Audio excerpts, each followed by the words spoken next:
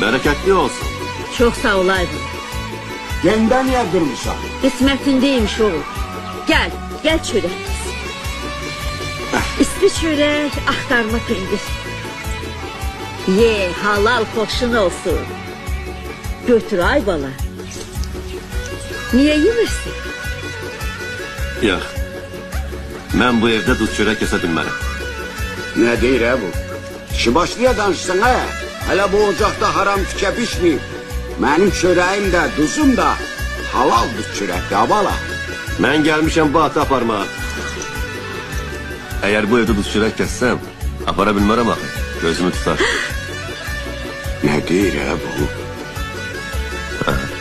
Bıyı başmak yarancı.